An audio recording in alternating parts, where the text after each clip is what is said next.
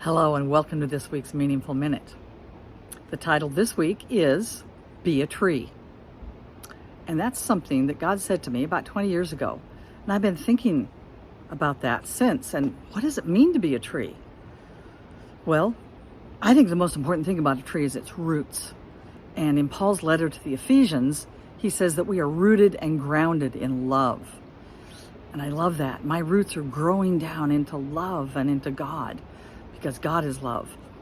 So if I could be any kind of a tree, I think I would choose to be an oak tree, because they have big, strong branches and they can support a lot of birds and squirrels and people.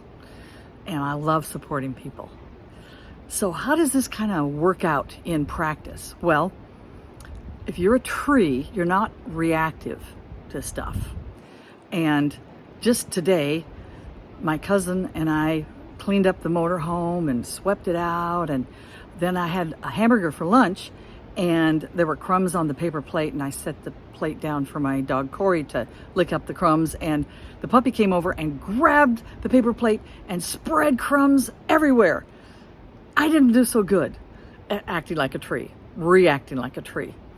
But a couple of months ago, I had a client that I really cared about, and she called me names, said she couldn't trust me and she never wanted to see me again. And I took it like a tree. You know, I knew that my roots were down into love, and I still am holding her in my branches and in my heart. And that's what trees do. So if you could be any kind of a tree, what would you be? Would you be a fruit tree? Would you be an evergreen tree?